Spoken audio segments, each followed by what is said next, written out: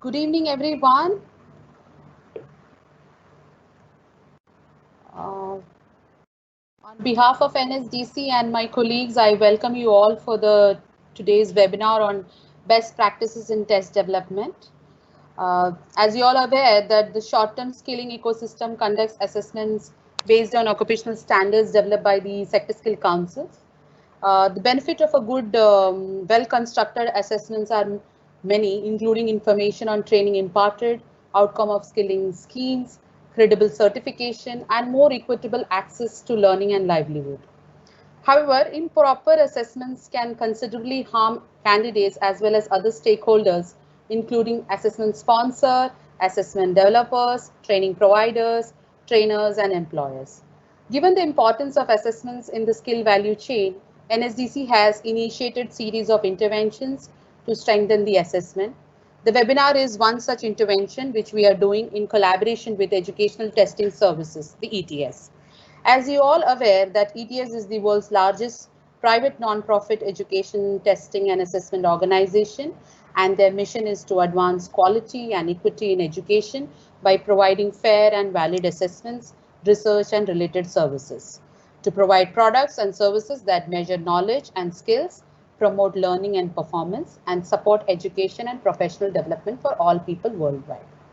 Along with ETS, we are collaborating for a series of varied aspects of webinar on improving workforce assessment in the short-term skill ecosystem.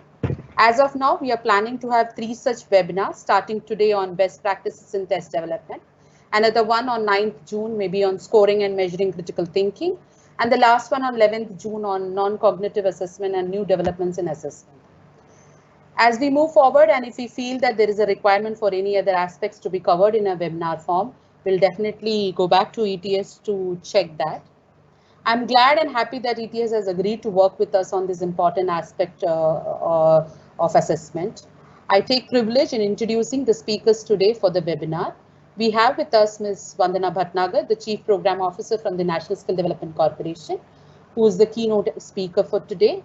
And the international expert, Mr. Douglas Baldwin, will be from the ETS as a Senior Strategic Advisor, Assessment and Learning Technology Development. Just to give a brief about Vandana Bhatnagar, she serves as the Chief Program Officer at NSDC and has management responsibility for the organization's funding strategy and portfolio development. She also leads all the technical engagements related to research, analytics, occupational standards, and learning content. A key member of the senior leadership team, Vandana plays an integral role in developing NSDC's business development strategy to drive skilling operation through its robust partner network. Vandana has over 25 years of professional experience in banking, development finance institution, and applied research. Prior to joining NSDC, she was associated with World Bank as Senior Institutional Development Specialist, Water Department Global Practice. Welcome, Vandana. Our next speaker for the day is Mr. Douglas from the ETS. He's been associated with ETS since 1996 and has contributed his knowledge, skills, and leadership to many large-scale, high-stakes assessments, including the GRE and the National Assessment of Educational Progress, as well as international assessments of English language. He is an authority in the field of language skills and has led numerous workshops and panels at the Conference on College Composition and Communication, delivered papers at the Modern Language Association, and consulted on writing assessments for school districts and colleges. He has also taught English as a second language in China, Japan, and the US. His global work experience also includes time spent in England, India, and Qatar, where he oversaw construct response scoring for English language testing. He earned his MPhil and MA in English from Yale University and his BA in Latin from the University of Washington. I welcome Vandana and Douglas for this important deliberation and assessment. I now request Ms. Bhatnagar to give a keynote address. Thank you, Rekha. And I just want to firstly say that this is indeed a very important discussion that we are launching with ETS. And just to set a bit of the context from what you also have alluded to, assessments is something which is, been a very, very critical part of the skill value chain. And apart from the training delivery itself, assessments is probably the most critical part of the value chain. And this is an aspect which has been gaining increasing focus and attention over the last year, and more specifically in the last 5 to 6 months. It's something where we've had multiple rounds of deliberation with our sector skill councils, training partners in the past. But I think what we are seeing now is a transition to the next stage of evolution in our assessment systems and focus on that.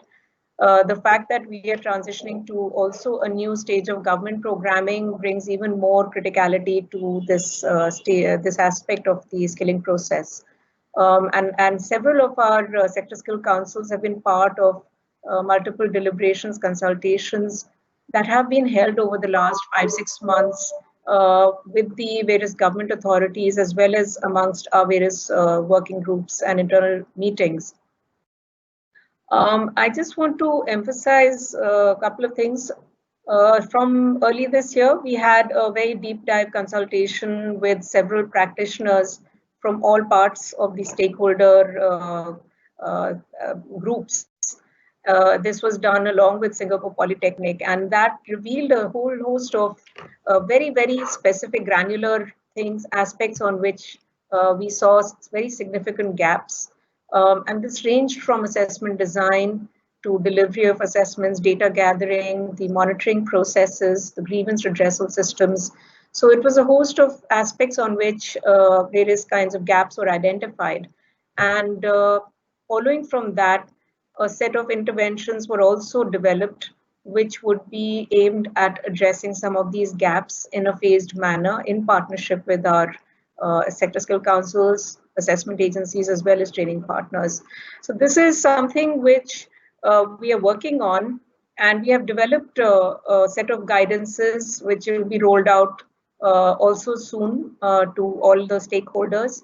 But in parallel to that, the idea was to also develop capacity, and the capacity building process is something which will be going on over the next several months, where we will be hosting webinars and other interactions with experts to bring the best knowledge that is possible to our ecosystem and our practitioners. And this partnership that we have entered into with ETS is part of the same process. And in terms of expertise, credibility, and scale of engagement, I think ETS is the best among the best that we have currently available on assessments. And so it's indeed really a big opportunity for our ecosystem to benefit from this partnership. And this particular webinar is focused on best practices in assessment design and development. And it's a privilege for us to have Mr. Douglas Baldwin with his vast experience joining us today. And we would be very much looking forward to hearing about his experience and his inputs on this particular topic. And we will be looking forward to more such deliberations going forward as well.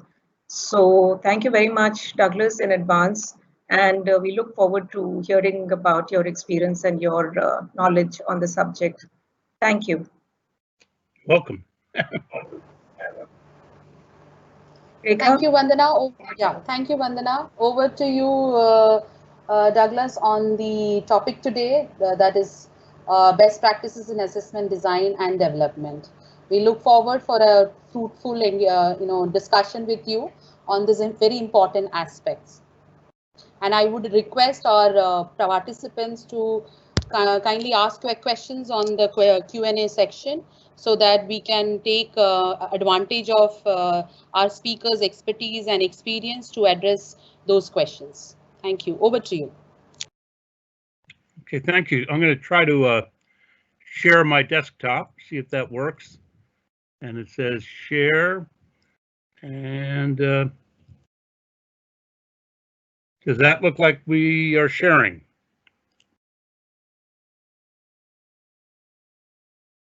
I hope you can see the title slide from PowerPoint.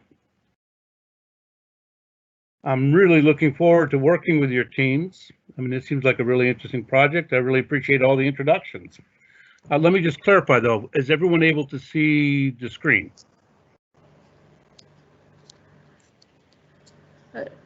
Not yet. Can you just share the screen now? I'm sharing it, so but remember before it took a little bit of time. Let me see. Let me try that again. Share desktop. Does that work? Yes. There we go. Good. Yes. Yeah. You will tell right from this that I am not the technology expert at ETS. Learning my way, we're all learning to work from home.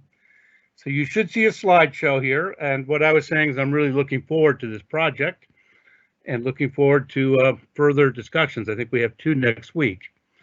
There we go. Okay. So for introductions, you've already heard a little bit about me. Thank you very much for those nice comments. I've been at ETS for a couple of decades. I worked on a lot of assessments internationally and domestically. I had 2 different work jobs in India over the last 10 years. My main focus is on English language skills, reading and writing, but I've worked most especially on constructive response for the graduate record exams, the GRE. But I worked on numerous other tests, multiple choice and essay. Before I came to ETS, I was a teacher across the entire kindergarten through college levels. Let me see if I can go down the slideshow. Nope.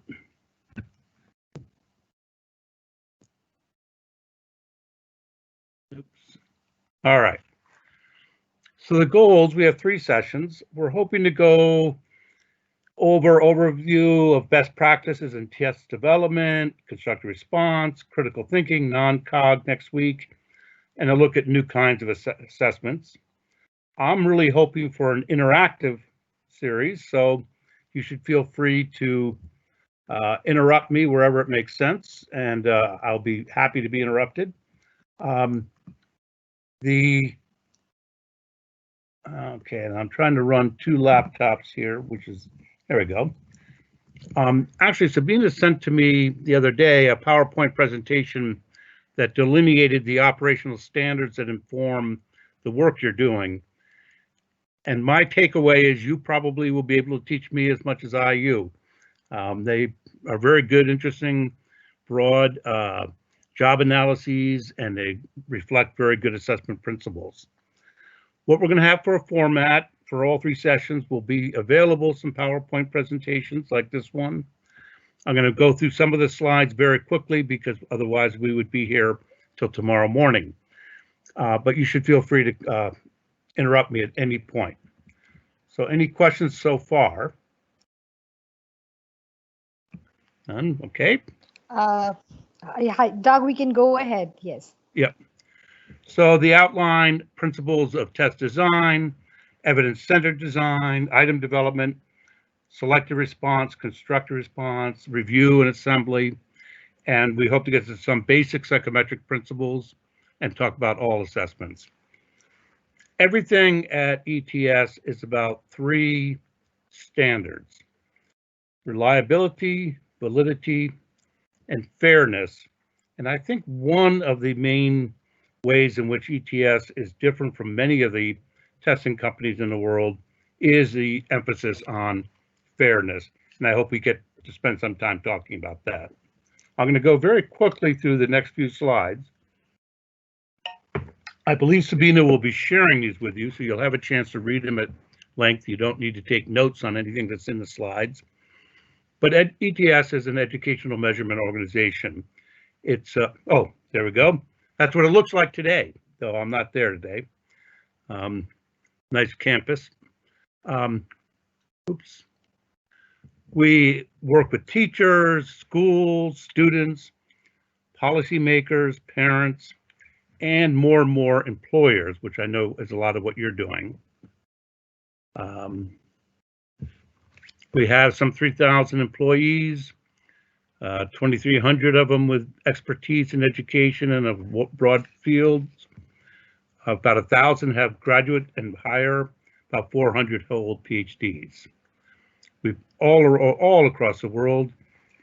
As you heard, I spent time myself in India, Qatar, Jordan, England, and China, but we have many other people who have been all over the globe.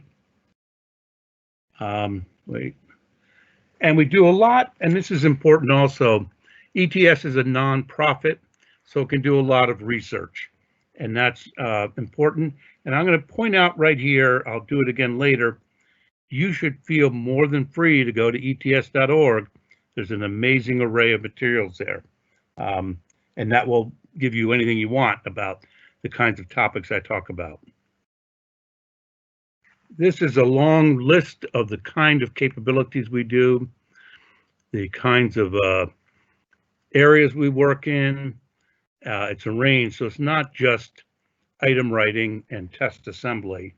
Though to be honest, that's mostly what I've been involved in, but I've done things like policy research, worked on reading for understanding. We're starting to do more and more workforce readiness. So there's a wide range. And do go to ets.org. So to turn to our subject, and I think a lot of this, I'm guessing you're gonna find you already know, and that's okay, that's great. And then I'm hoping in our dialogue that you'll raise some of the kinds of questions you're having, and in our conversation, we can both gain. So the big thing here from this visual is that everything about a testing program is cyclical and iterative. It's not linear.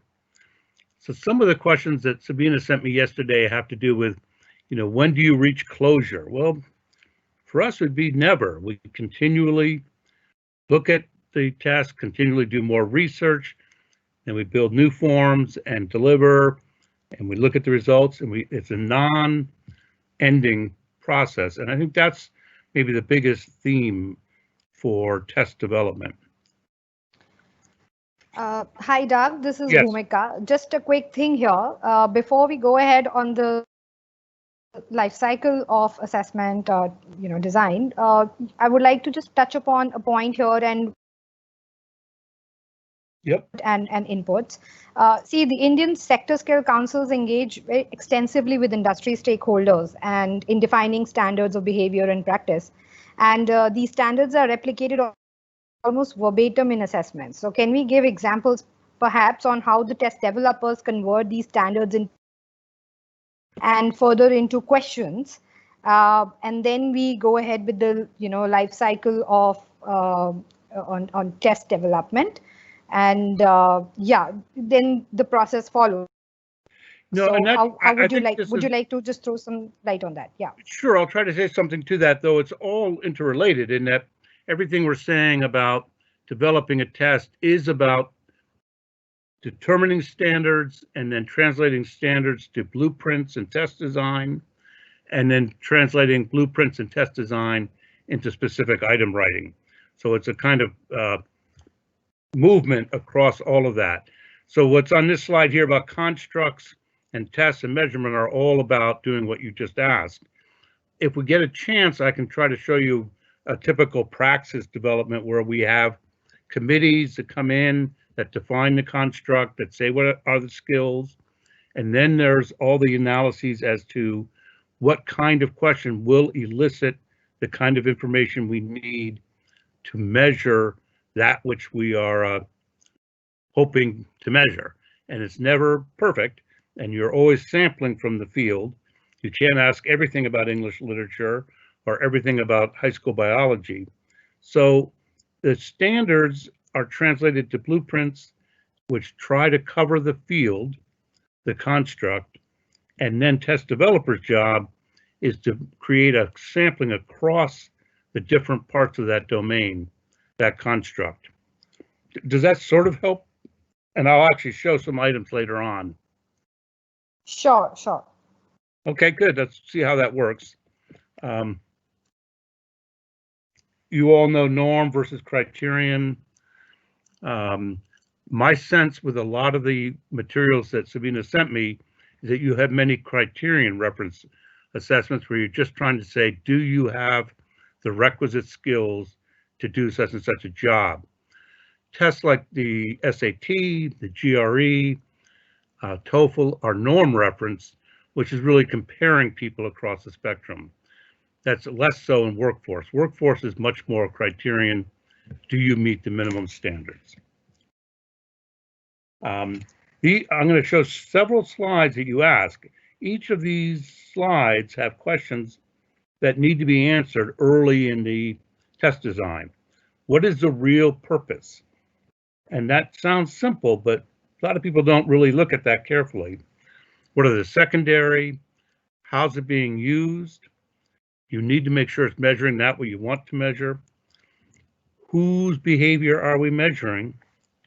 And that might be obvious too, what language or what languages will it be administered? These are all just questions to ask.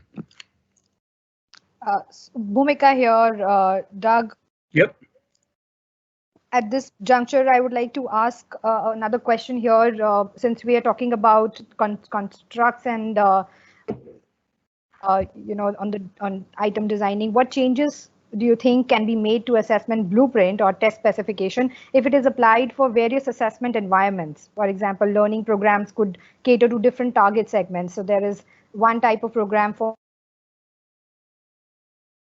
learning, the other program is for fresh candidates coming in for the acquisition of skill competencies, and on the third part of it is the trainers, the educators who are also required to be competent on the same standard. So does this change in the target segment require any would require any change in the assessment blueprint or test specification? If you could throw some light on that.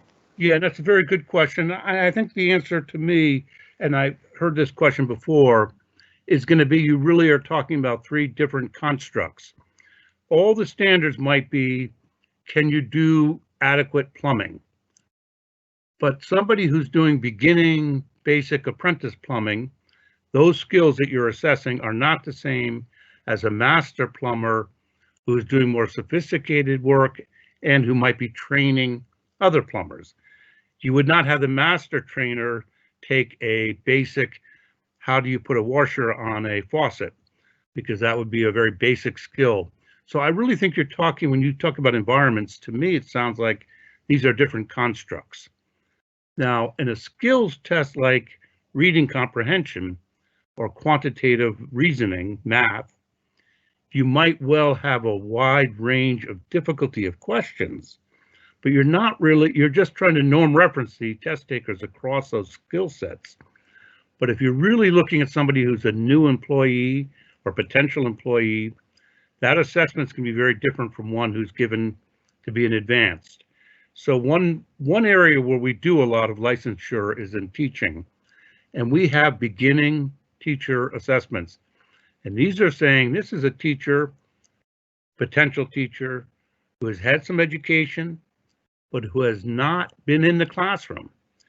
The skills we're looking for are the minimum competency that we would feel comfortable letting him or her enter a classroom and teach. There'd be a different set of skills for somebody who's a master teacher who's going to be teaching other teachers, and yet a different test for the kind of teacher who wants to work in curriculum design. Each of those is a separate test. Does that make sense? Because I'm not positive I understand environment, but I think that's what we're getting at. Surely, that's helpful, Doug. Thanks. Okay. And again, with all of these, those are the decisions you're making under these design decisions. What is the exact construct? What is it you're trying to measure? And it's going to probably be, we have a standard that we want people who are good teachers or good plumbers or good sweepers or good AI database architects. But if they're more advanced, it's going to be a different assessment. Accessibility is important. You just make those decisions and how often the test will be given. when I was in Delhi last, there were some tests that seemed to be given once a year to all the entire population because of security issues. That's a decision that you would have to make. It might be a good one. I mean, it might be a difficult one to make, but you have to make. Stakeholders, you've asked about several times already, but who really are the stakeholders? Is it employees, employers? Is it the society? Is it a state department?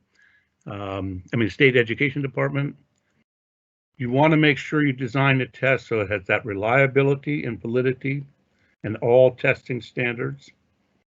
Again, how often will it be given, different forms? How will they be compared? And this word here, consequences, is absolutely essential. It seems remarkable, but it took many years before the educational testing community realized you really have to look what the consequences are. If it keeps all women out of higher ed, is that really what you're planning? Is that what you want?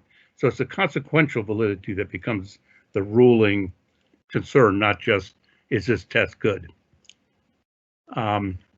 Sometimes tests are linked to another. Now you might say, for what you just asked, that for fresh trainees, you need to pass a test, but before you can be a trainer, you first need to pass the first test, and then that is sort of a prerequisite for another. When I looked at the material Sabina sent me, it seems there's already cut scores set for most of your tests, if not all. 70% accuracy in order to be certified. And setting standards is an entirely complicated and theoretical practice, because wherever you set it, you can be 1 point above or below, and it has huge consequences again. Talking about the types of items. How will it be reported? We sometimes say to test developers, if you're creating a new test, you should start by saying, what are you going to report? Rather than creating a test and figuring out what you can report. Computer, I did get a question yesterday from someone about that. There is more and more movement towards entirely computer delivered, but that's the kind of decision you have to make. If you're going to give it in both, you have to make sure they're comparable. If you're going to give it primarily in computer, but you're going to allow for accessibility, paper and pencil forms, again, comparability is essential. So here, would you like to give us any kind of example or experience from ETS on leveraging technology? Has it worked? And if there were challenges in administering assessments through technology? Well, when I've written a lot on constructive response assessments, and many of my book chapters and essays include capital letter technology, because that changes. It goes way, way back to the beginning of testing. I'll tell you a quick anecdote. There was a farmer in Iowa who had a daughter whose boyfriend had one of those old cars, and the father would disconnect the spark plugs because he was mad at the kid. And someone else went, oh, and came up with the idea that carbon is electric and that you could have people write with a pencil to circle in answers and a computer could score it. And that's back in the 40s. So technology has been involved since the beginning of 20th century testing. Recently, we've moved, you can see here we have MST and CAT. GRE test used to be given as a computer adaptive test. So one of the big technologies is, instead of just giving a linear form that goes from beginning to end, the way paper pencil forms are, a computer, if you get an answer correct, can give you a harder question. If you get it incorrect, can give you an easier, and then more efficiently place you on that spectrum across the skill set and the norm reference. MST is what GRE uses now, which is called multiple stage testing. And in effect, the technology allows you to take a 20-item section, and how you do on that section routes you to yet a second section that's either harder or easier. So that's a kind of technology. Okay. Technologies in constructive response now, we have a computer that's scoring essays. We have a computer that's scoring content short answers. We have a computer that can, programs these are obviously, that can score math. So technology is changing the field, no question. Does that get So at? would you also have similar view for criterion referenced testing as well? A computer, sure. I mean, again, that's a content test, and the certification is really a cut score. So you can say, if you can get this number of questions right, you qualify to be whatever it is you want them to be. And a computer can do that very efficiently, yes.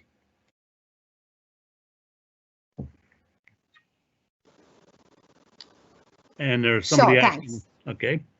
And the test length is just one of those decisions.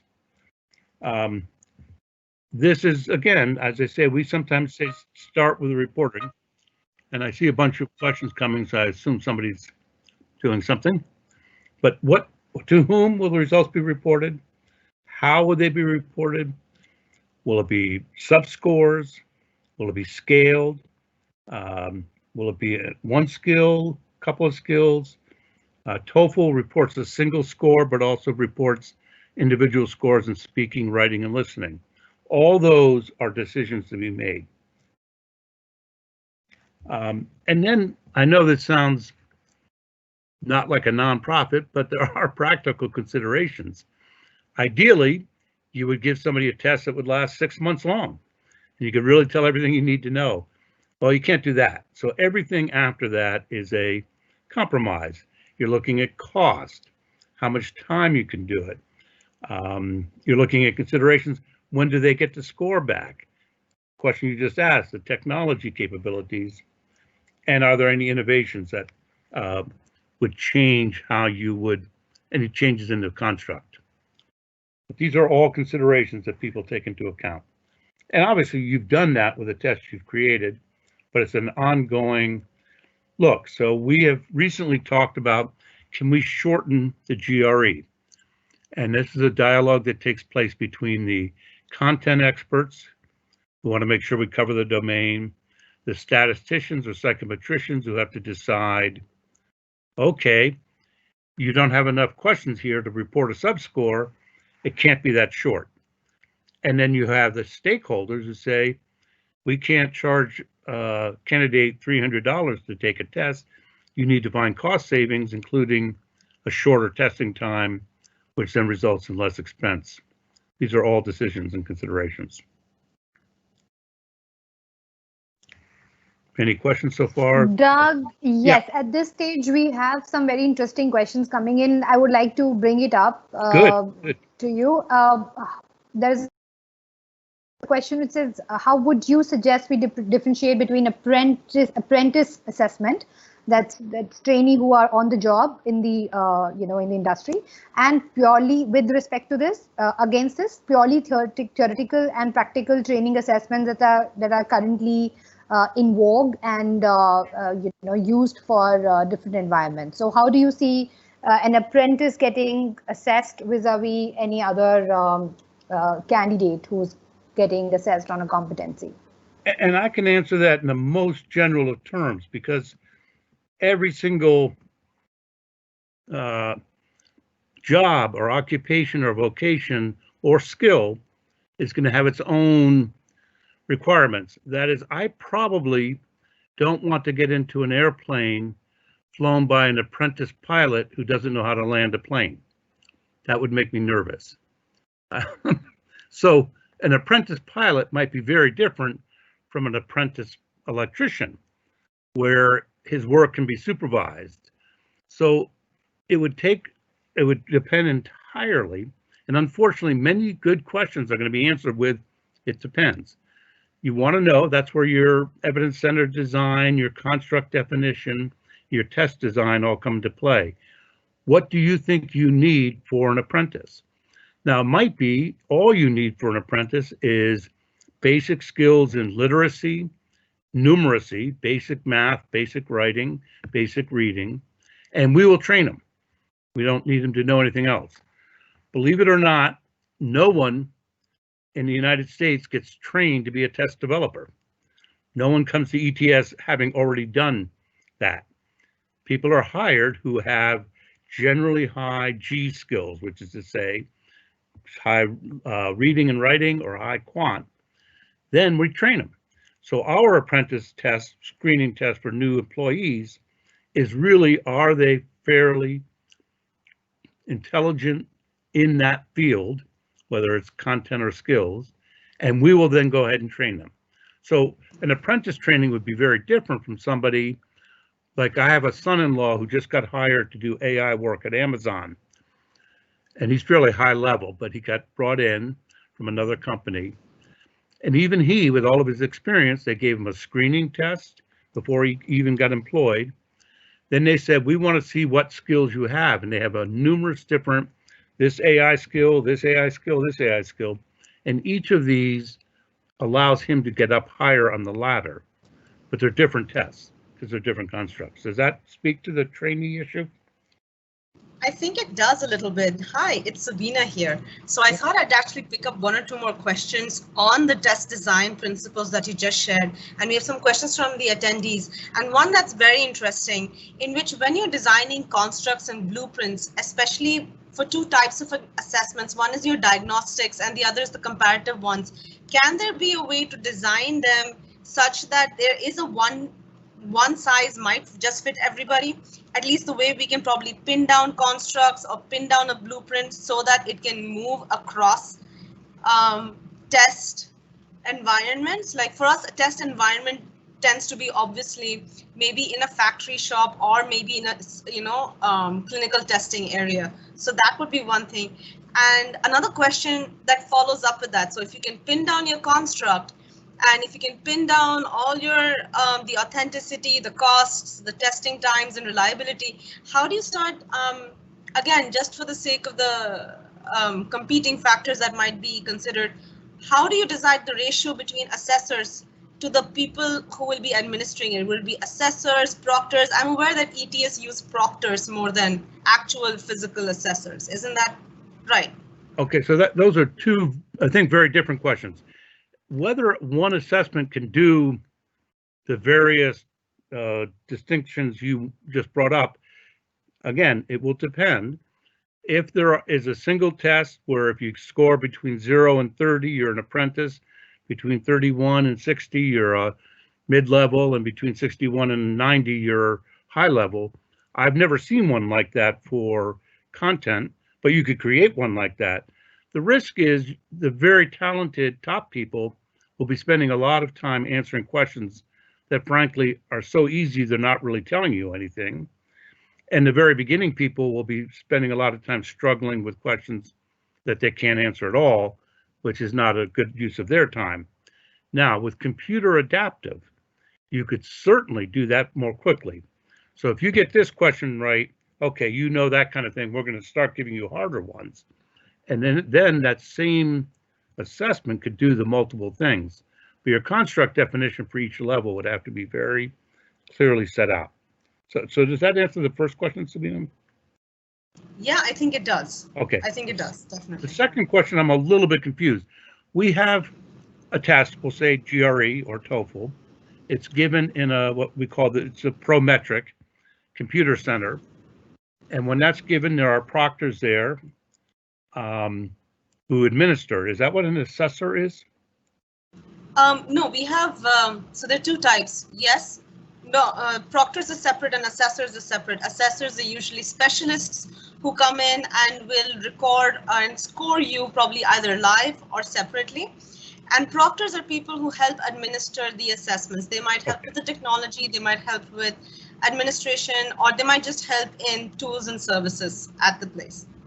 And so to answer that, in general, not always, but in general, ETS does not use assessors for most of its tests the way, say, IELTS does. That is, we have always moved towards standardized so that everyone's answering the same questions and everyone is scored on the same criteria. The risk of assessors is that one person might have one set of standards that aren't exactly the same as somebody else's. That's why it's hard to do that.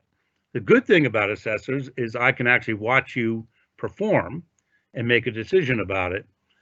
But the bad part is, am I being consistent with the other assessor down the street who has a different feeling about it? And all that can be helped alleviated with really careful training, and it's related to all the principles behind constructive response or performance scoring.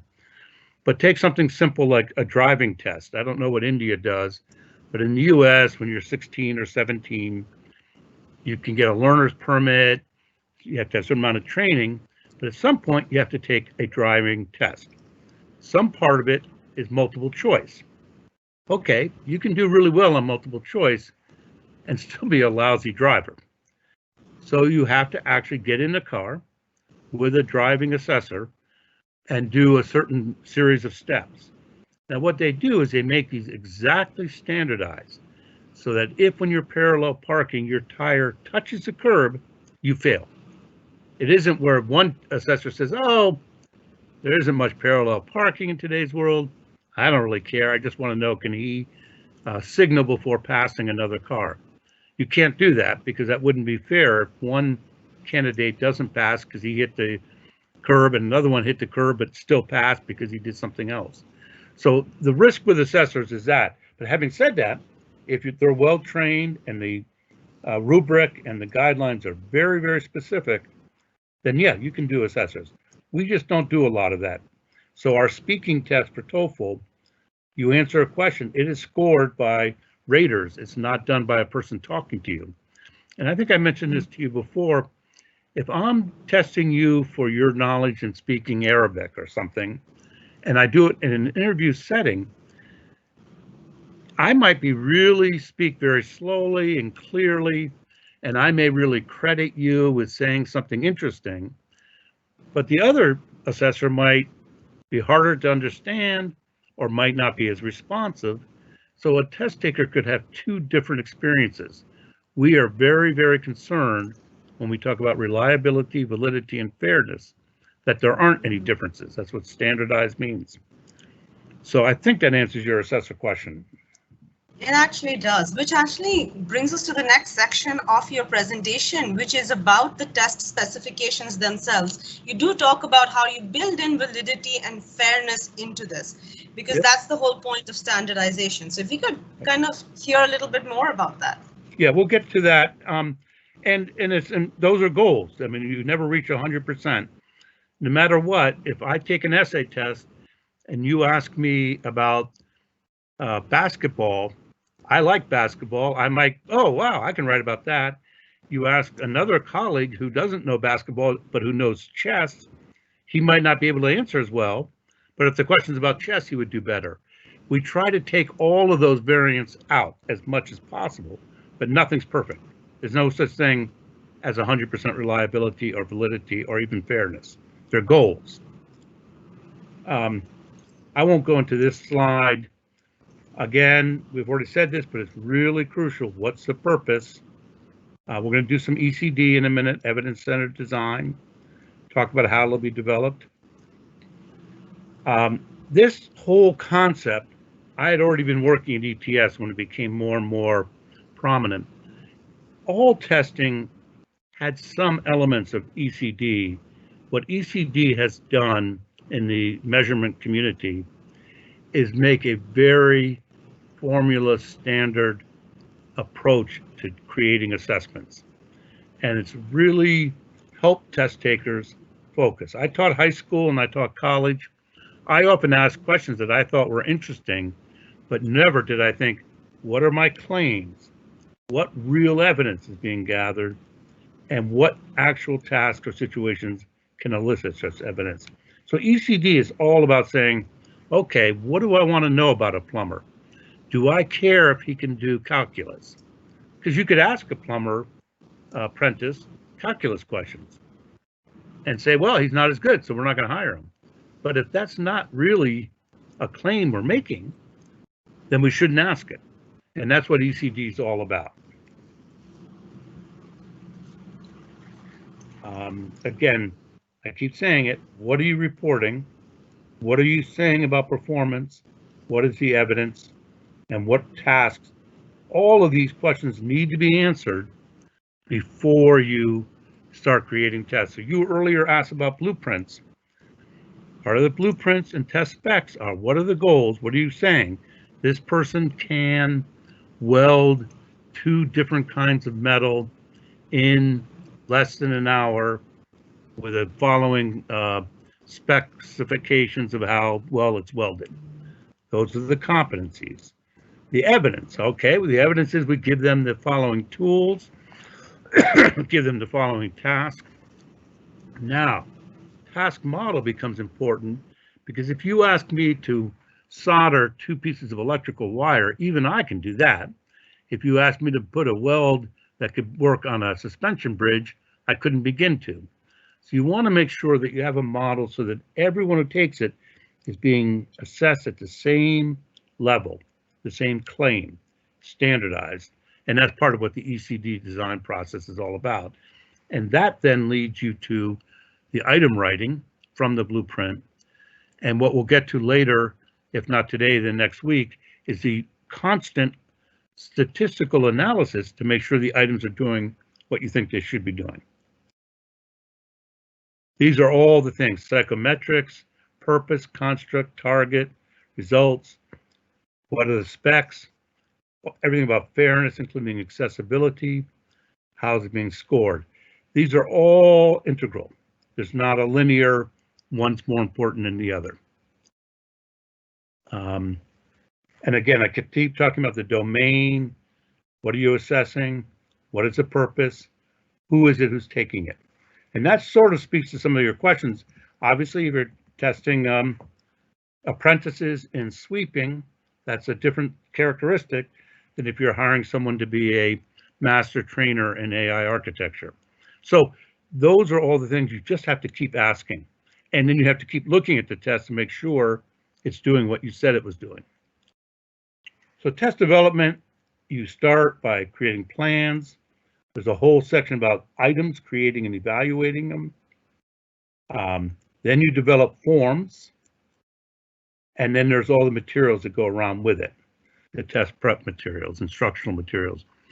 Remember, and this came up again in one of the questions I read from somebody yesterday, I think, testing is closely related to learning.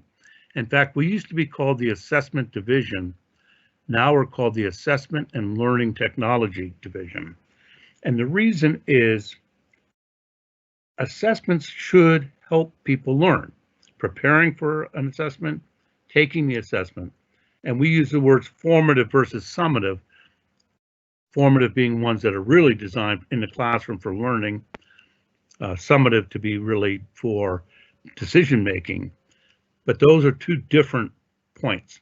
They're related. So the claim, the population, the construct, what is the format, what types of response, what kind of timing, what score are you going to say, and what is the interpretation, technology, internet, multimedia. So some people sent some questions yesterday about, with the COVID-19, the coronavirus, we cannot have open test centers in most places in the world. So we're giving tests at home. We have to do a whole bunch of changes to allow internet-based at-home testing to be proctored correctly. That's the kind of thing you have to look at when you're making, designing and planning decisions.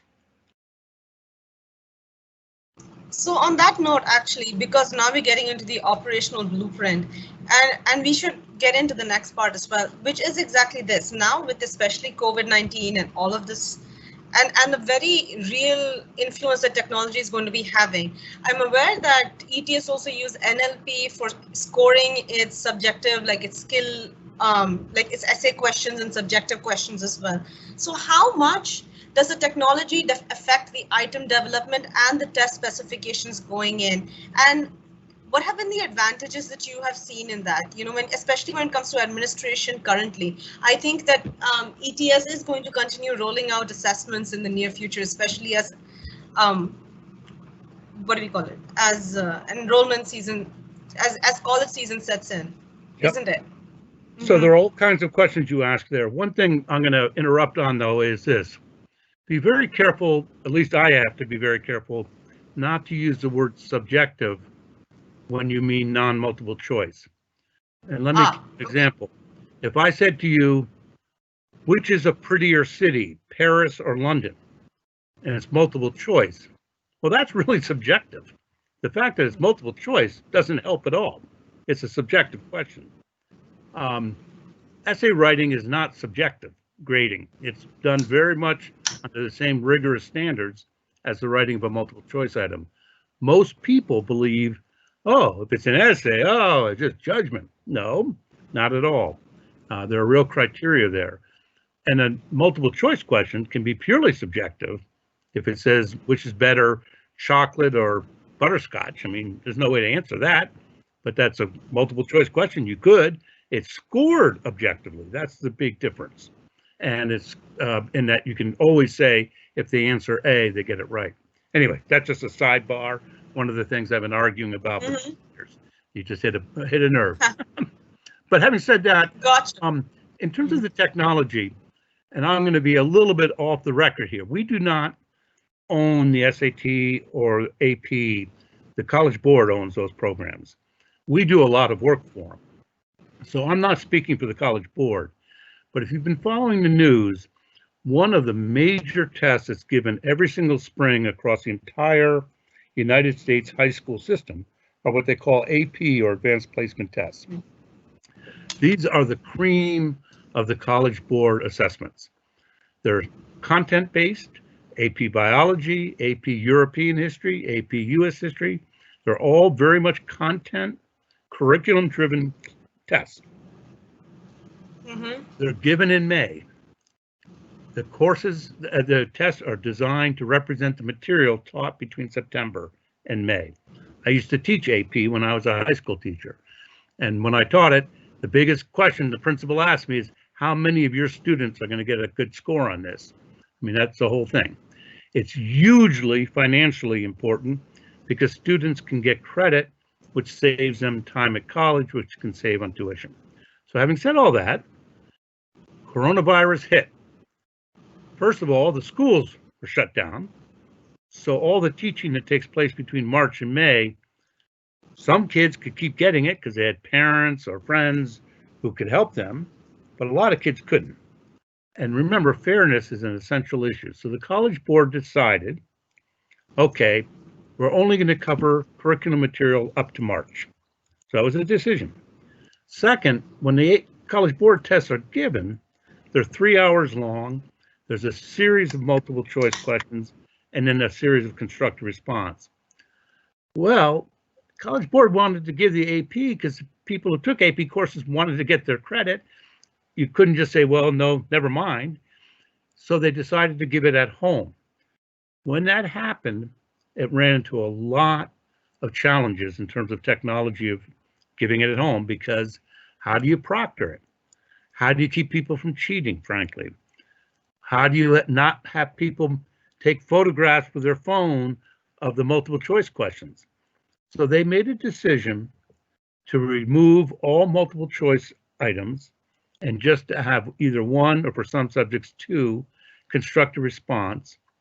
And they allowed students to do it on paper and pencil and take photographs of their answer and upload it. And other students could just answer it right on the computer. Well, overall, I would say it was a success, but there were quite a few individual cases of students, their Wi-Fi shut down. Their parents don't have Wi-Fi. They don't have good iPhones to take pictures of their handwritten. The system didn't work. So the trouble with technology is you have to make sure it works.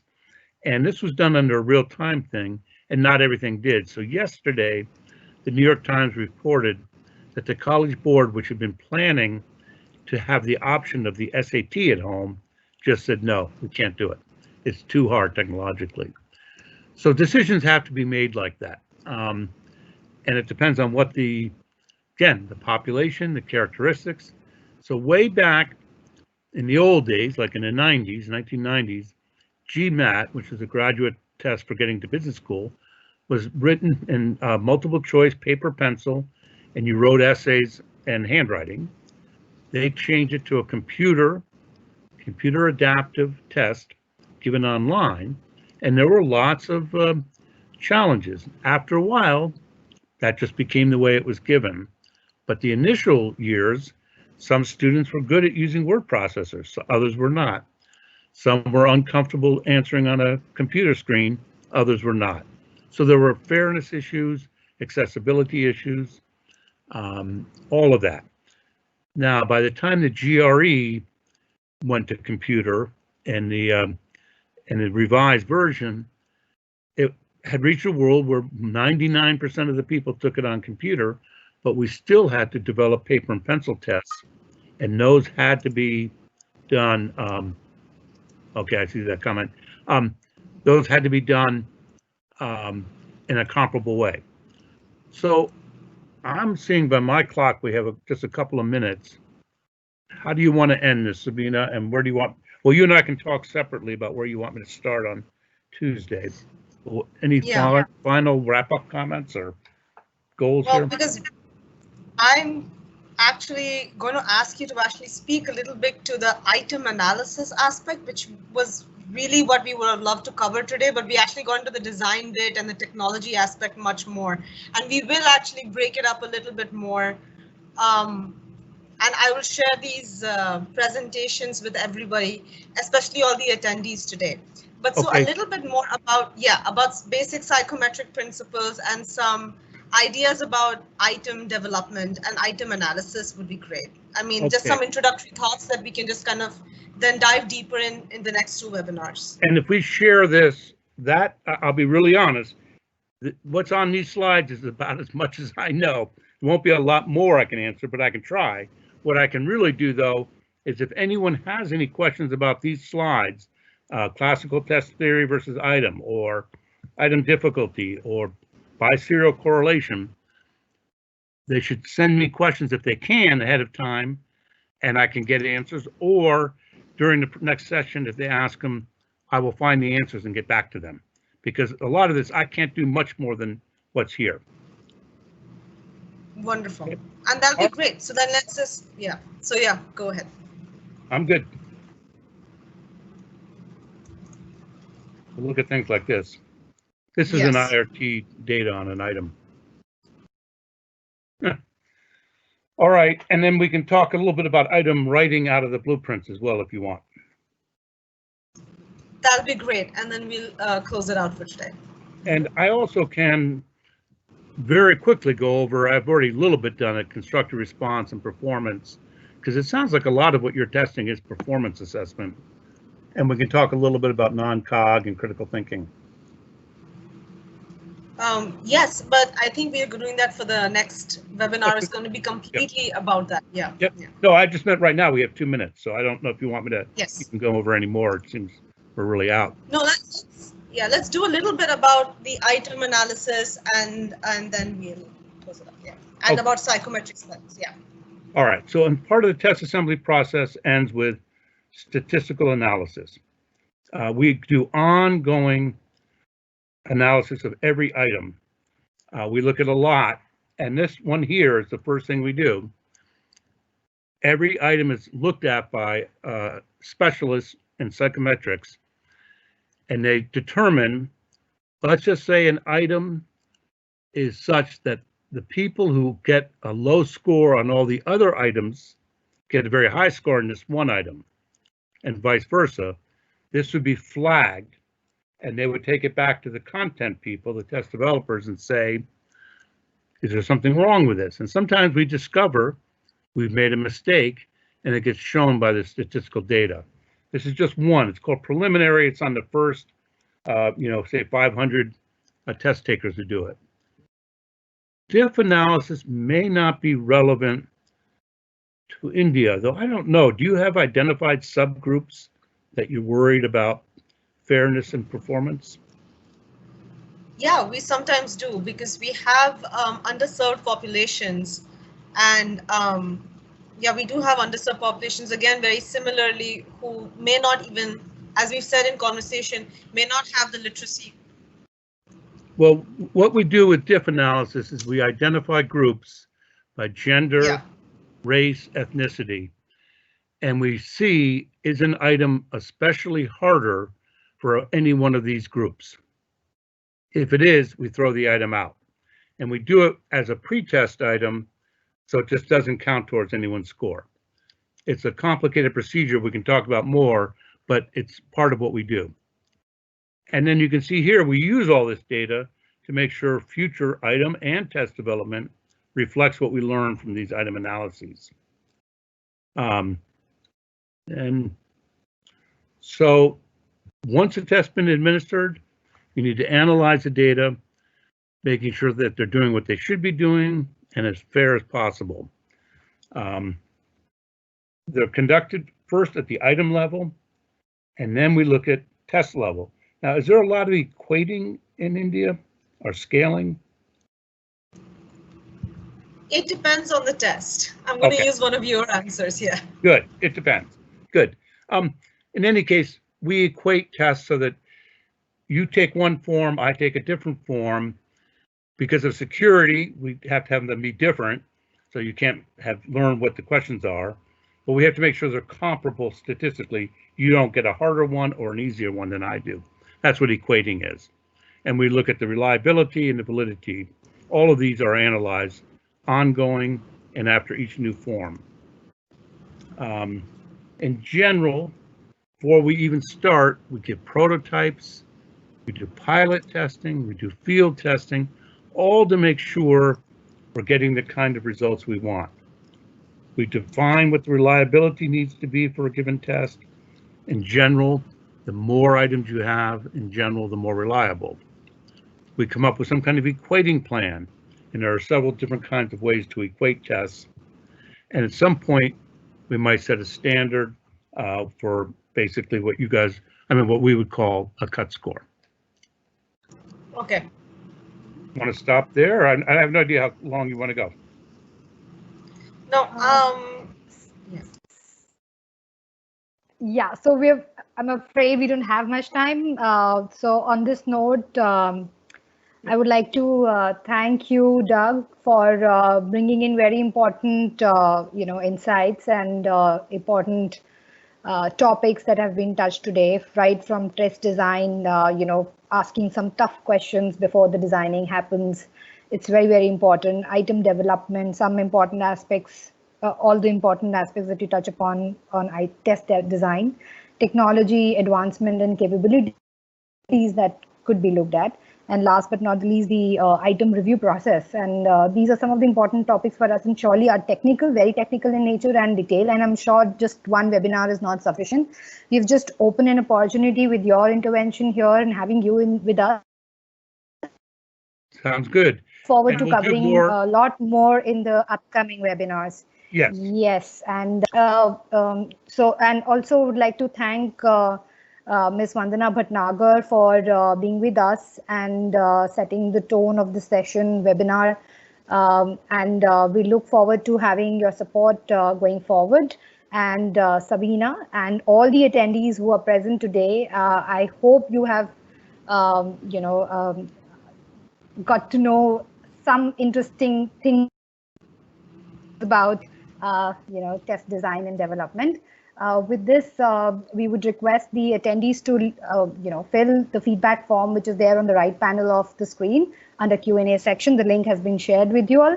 And we would love to hear from you so that we can work on it and have the next webinars designed accordingly. On that note, I thank you all once again, and Team NSDC signing off. And I wish I could meet you all in person, but not in today's world. Surely. Okay, thank you. Thank you. Thank you. I'm going to cut out at the